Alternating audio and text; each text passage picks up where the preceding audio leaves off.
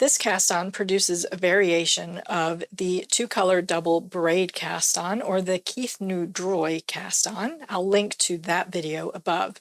But this technique uses a crochet hook, and the chains end up pointing in the opposite direction, but otherwise it is identical looking. It has a forward-facing set of chains on the bottom edge, and if you look at the if you roll the edge up, there's a nested line of chains here. And if you spiral your first row of working color work, you can get an even third nested row of chains facing on the wrong side of the work.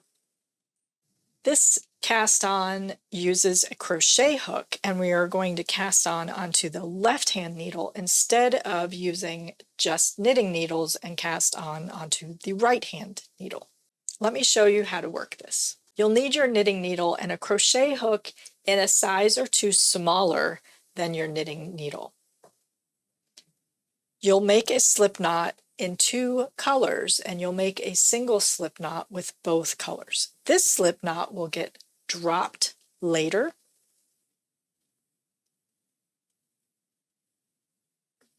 And you'll place this on your left hand knitting needle, leaving short tails. You'll hold the crochet hook, and I'm right-handed, so you'll hold it in your right hand. If you're left-handed, you'll want to mirror these directions and hold everything in the opposite hands.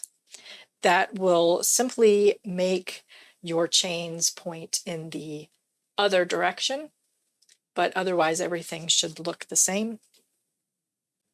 You're going to hold the light color in front and the dark color in back, and have the crochet hook in between those two. So you'll pivot the needle, the hook, to be perpendicular to your knitting needle. The light colored yarns in front, the dark color yarns in back. You're going to take the dark yarn around behind the needle and the hook and come over the needle and the hook at that spot where they cross.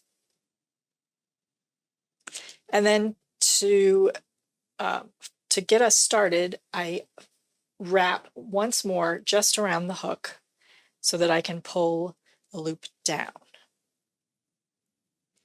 That'll be our first stitch we've cast on. And this one is mounted with the left leg in front, but this will be the only stitch that is mounted incorrectly. The other stitches will end up mounted correctly. So that's just our setup.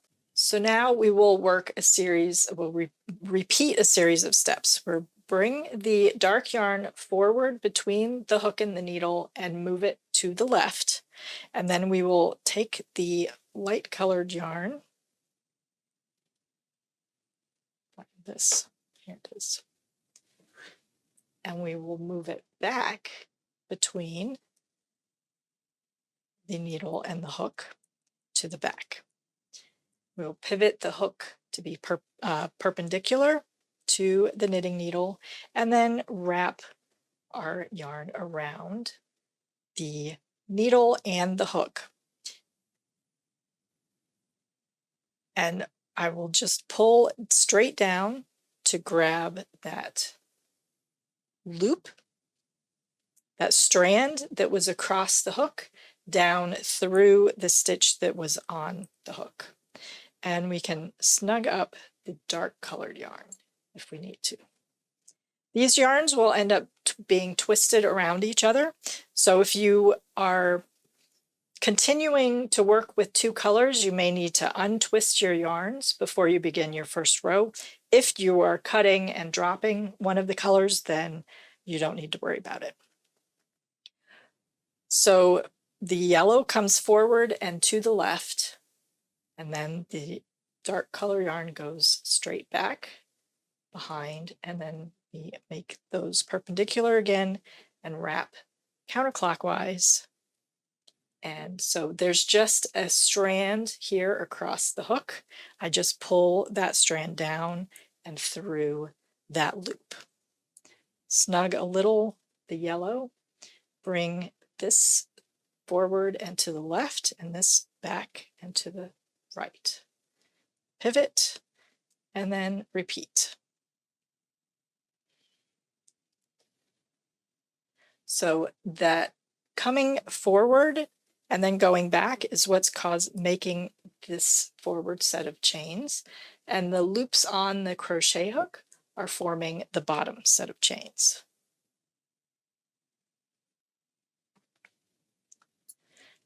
It's important that this color that's in the back comes forward first and to the left, so that then when we move this yarn to the back, it's wrapping over both of those strands.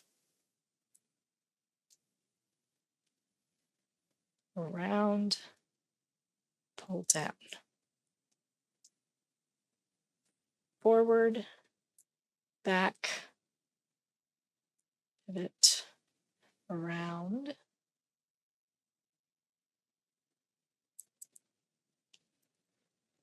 like so. This comes forward, this goes back. And you can adjust your tension as you go, stitch by stitch, if you need to. Using a smaller crochet hook helps to keep these stitches a little bit smaller. Forward, back, around. I find it easier to keep a good tension using this method as opposed to the knitting needle method. I will link that method in the description box below as well. But this produces all but that very first stitch are mounted properly, whereas the knitting needle method, your first row of stitches are all mounted backwards. This is slow going.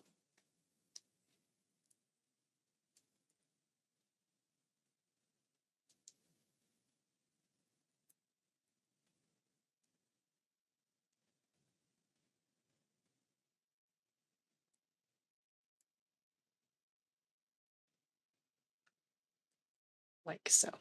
So similar to the knitting needle method, if you are working flat, you will cast on your desired number of stitches -1, and don't count that slip knot.